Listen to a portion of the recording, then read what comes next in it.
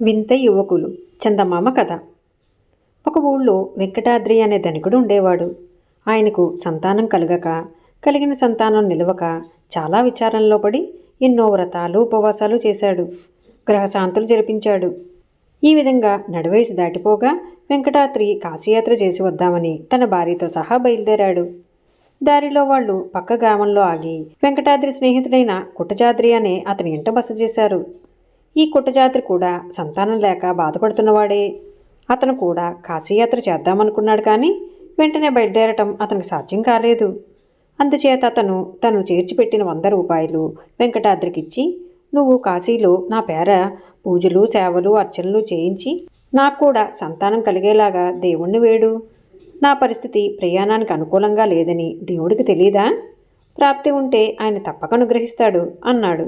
వెంకటాద్రి ఆ ప్రకారమే కాశీలో తాను జరిపించిన సేవలన్నీ దేవుడికి కుట్టజాత్రి పేర కూడా జరిపించి సంతానం కోసం తాను వేడుకున్నట్టే కుట్టజాత్రి కోసం కూడా వేడుకున్నాడు. కాశీలో ఒక యోగి ప్రసాదం ఇచ్చి ప్రజల మంచి కోరికలను తీరుస్తున్నాడని తెలిసి వెంకటాద్రి ఆ యోగిని దర్శించి తన పక్షాన కుట్టజాత్రి పక్షాన యోగికి పాదపూజలు చేసి తన కోరిక తన మిత్రుడి కోరిక చెప్పుకున్నాడు. యోగి వెంకటాద్రికి విభూది ఇచ్చి, ఇందులో సగం నీ భార్యకు, సగం నీ మిత్రుడు భార్యకు ఇయ్యి, దాన్ని సేవించి ఇద్దరూ సంతానవతులవుతారు అన్నాడు. వెంకటాద్రి భార్య సగం ప్రసాదాన్ని అప్పుడే సేవించింది. మిగిలిన ప్రసాదాన్ని వెంకటాద్రి తిరుగు ప్రయాణంలో తెచ్చి తన స్నేహితుడి భార్యకి ఇప్పించాడు. వెంకటాద్రి భార్య గర్భవతి అయి సకాలంలో ఒక మగబిడ్డను కన్నది. కుట్టజాద్రి భార్య కూడా గర్భవతి అయి 2 నెలల అనంతరం తాను కూడా ఒక మగబిడ్డను కన్నది. వెంకటాద్రి కొడుకుకు విశ్వనాథుడు అని, కుట్టజాద్రి కొడుకుకు కాశీనాథుడని పేర్లు పెట్టుకున్నారు. కుట్టజాద్రి కొడుకు కాశీనాథుడు పెరుగుతూ విచిత్రమైన మనస్తత్వం ప్రదర్శించసాగాడు. కొన్ని రకాల బట్టలే కావాలనేవాడు. తల్లి చేసినది తినక తనకు ఫలానా తిండే కావాలనేవాడు. ఇతర పిల్లలతో చేరి ఆడేటప్పుడు కూడా వాళ్ళు ఆడే ఆట మాని అకస్మాత్తుగా మరేదో ఆట ప్రారంభించేవాడు. 5వ ఏట అక్షరాభ్యాసం ప్రారంభిస్తే వాడు ప్రతి పాఠము అతి సులువుగా నేర్చుకునేవాడు. ఒకసారి కుట్టజాత్రి వెంకటాద్రి ఇంటికి వచ్చి వెంకటాద్రి కొడుకు విశ్వనాథుడు తన కొడుకు కావాలనే దుస్తులే వేసుకోవటము, అదే రకం తిళ్ళు తినటము, అదే మాదిరి ఆటలు ఆడటము గమనించి వెంకటాద్రితో ఈ మాట చెప్పాడు. ఈ వింతకు ఇద్దరూ ఆశ్చర్యపడి కాశీలో యోగి ఇచ్చిన ప్రసాదం మహిమ కాబోలు అనుకున్నారు. అది నిజమే. విశ్వనాథుడికి వచ్చే ప్రతి ఆలోచన కాశీనాథుడు కూడా కలిగేది. విశ్వనాథుడు చేసే ప్రతి పని కాశీనాథుడు కూడా చేశాడు. విశ్వనాథుడు నేర్చుకున్న చదువు కాశీనాథుడికి నేర్చుకోకుండానే వచ్చేసింది. ఈ వింత అందరికీ తెలిసిపోయింది. అందరూ వాళ్లను వింత అబ్బాయిలు అనసాగారు. 2 కుర్రవాళ్లకు రూపంలోనూ ఆకారాల్లోనూ తేడా ఉన్నప్పటికీ వాళ్ల చేతల్లోనూ ఆలోచనలోనూ తేడా ఏమీ లేదు. ఒకరేది చేస్తే రెండోవాడు అదే చేసేవాడు. ఒకడు భోజనాన్ని కూర్చుంటే రెండోవాడు కూర్చునేవాడు. వేరువేరు గ్రామాల్లో ఉండి కూడా వాళ్ళు ఒకరినొకరు అనుకరిస్తూ వచ్చారు. కానీ ఇద్దరి మధ్య స్నేహమంటూ ఏమీ లేదు. ఎప్పుడైనా ఒకరికొకరు ఎదురైతే ఇద్దరూ చిరునవ్వు నవ్వేవారు. నువ్వెందుకు నవ్వావు అని ఒకడు అడిగితే నువ్వు నవ్వినందుకే అని రెండోవాడు సమాధానం చెప్పేవాడు. తర్వాత ఎవరి దారిని వారు వెళ్ళిపోయేవారు. ఇద్దరూ క్రమంగా పెరిగి పెద్దవారయ్యారు. కొంతకాలానికి 2 తండ్రులు పోయారు.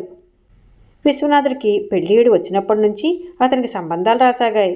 అతను చాలామంది కన్యలను చూసి చివరకు విశాలాక్షి అనే పిల్లని ఎన్నుకున్నాడు. విశాలాక్షి తండ్రి భీమయ్య ఈ సంబంధానికి ఒప్పుకుని పెళ్లి తాంబూలాలు ఇవ్వటానికి ముహూర్తం నిర్ణయించాడు. ఇది జరిగిన మన్నాడే కాశీనాథుడు తిన్నగా భీమయ్య ఇంటికి వచ్చి తానెవరైంది చెప్పుకుని, మీ అమ్మాయి విశాలాక్షిని నాకిచ్చి పెళ్లి చేయండి అని అడిగాడు. నిన్ననే విశ్వనాథుడికి సంబంధం నిశ్చయించాను. విశాలాక్షిని నీకెలా ఇవ్వగలను అన్నాడు భీమయ్య. ఇంకా నిశ్చితార్థం కాలేదు కదా అన్నాడు కాశీనాథుడు. అతనితో ఆలోచించి చెబుతానని చెప్పి పంపేసి భీమయ్య విశ్వనాథుడి ఇంటికి వెళ్ళాడు. కాశీనాథుడు విశ్వనాథుడు పోటీ పడితే ఓలే ఎక్కువ ఇచ్చినవాడికి తన కుమార్తెనిచ్చి చెయ్యాలని ఆయన ఉద్దేశం. ఆయన విశ్వనాథుడితో, కాశీనాథుడు మా పిల్లకు ఎంత కట్నమైనా ఇస్తానంటున్నాడు. అతనికే పిల్లనిస్తే బాగుంటుందనుకుంటున్నాను. ఎందుకంటే ఆ కుర్రవాడు చాలా పట్టుదలగా ఉన్నాడు. ఇవ్వనంటే ఏమి ముప్పు తెచ్చిపెడతాడో అని భయంగా ఉంది అన్నాడు. అయితే నేనేనా చూస్తూ ఊరుకునేవాణ్ణి? నాతో ఈ మాట చెప్పడానికి మొహం ఎలా చెల్లింది? మీరు మీ పిల్లను కాశీనాథుడికి ఎలా ఇస్తారో చూస్తాను అంటూ విశ్వనాథుడు ఉగ్రుడయ్యాడు. విశ్వనాథుడు కాశీనాథుడిని చంపి పారేయటానికి నిశ్చయించాడు. అతను ఆ రాత్రి ఇనుపకర్రను తీసుకుని కాశీనాథుడి ఇంటికి వెళ్ళి గోడ దగ్గర పొంచి కూర్చున్నాడు. తెల్లవార్లు చూసినా కాశీనాథుడి ఇంట్లో నుంచి ఎవరూ బయటికి రాలేదు. కారణమేమంటే విశ్వనాథుడికి కలిగిన ఆలోచనే కాశీనాథుడికి కలిగింది. అతను కూడా ఒక ఇనుపకర్ర తీసుకువెళ్ళి తెల్లవార్లు విశ్వనాథుడి ఇంటి గోడ ప్రక్కనే పొంచి కూర్చున్నాడు. తెల్లవారి ఎవరిళ్లకు వారు తిరిగి వస్తూ నడిదారిలో ఇద్దరూ కలుసుకుని వాగ్వాదంలోకి దిగారు. నువ్వెక్కడికి పోయావంటే నువ్వెక్కడికి పోయావని రెట్టించుకున్నారు. నేను పెళ్లాడదలిచిన పిల్లను నువ్వెలా పెళ్లాడతావని ఒకరినొకరు. ఆ సమయంలో అక్కడ పోగైన జనంలో వీళ్ళిద్దరినీ ఎగిన పెద్ద మనిషి ఒకడు, మీరిద్దరూ ఎందుకు కీచినాడుకుంటారు? పిల్లనివ్వవలసిన వాడు భీమయ్య. ఆయన ఇంటికి పోదాం రండి, ఏదో ఒకటి తేల్చుకోవచ్చు అన్నాడు. ఆయన వాళ్ళిద్దరినీ భీమయ్య ఇంటికి తీసుకుపోయి ఇంటి నడవలో కూర్చోబెట్టి లోపల భీమయ్యతో ఏదో మాట్లాడి బయటకు వచ్చాడు. తర్వాత భీమయ్య యువకుల వద్దకు వచ్చి, ఈ సమస్య మా అమ్మాయిలకే వదులుతున్నాను. రేపు మీ ఇద్దరూ రండి, 10 మందిని పిలుస్తాను. విశాలాక్షి ఎవరిని వరిస్తే వారికే పెళ్లి తాంబూలాలు ఇస్తాను అన్నాడు. మర్నాడు విశ్వనాథుడు కాశీనాథుడు భీమయ్య ఇంటికి వెళ్ళేసరికి అక్కడ చాలామంది ఉన్నారు. మీరిద్దరూ ఒకే చోట ఉంటే ఒకరిని విడిచి రెండోవాడి మెడలో మాల వేయడానికి మా పిల్ల బిడియపడుతుంది అని చెప్పి భీమయ్య విశ్వనాథుడిని కాశీనాథుడిని వేరువేరు గదుల్లో కూర్చోబెట్టాడు.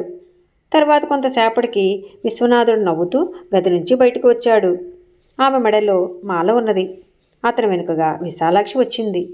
అదే సమయంలో రెండో గదిలో నుంచి కాశీనాథుడు కూడా మెడలో మాల ధరించి వచ్చాడు. అతని వెనక కూడా విశాలాక్షి నడిచి వచ్చింది. ఇద్దరు అమ్మాయిలు ఒకే విధంగా ఉన్నారు. అక్కడ చేరిన పెద్దలు ఈ దృశ్యం చూసి నిర్ఘాంతపోయారు. ఆశ్చర్యపడకండి, ఇద్దరూ విశాలాక్షులే. ఒకటి పెద్ద విశాలాక్షి, ఇంకొకటి చిన్న విశాలాక్షి, కవల పిల్లలు అన్నాడు భీమయ్య పెద్దగా నవ్వుతూ. విశ్వనాథ కాశీనాథుల సమస్య తేలికగా పరిష్కారమైపోయింది. వారిద్దరూ తాము కోరిన భార్యలను పెళ్లాడి సుఖంగా ఉన్నారు. ఈ కథ మీకు నచ్చినట్లయితే లైక్ చేయండి, షేర్ చేయండి.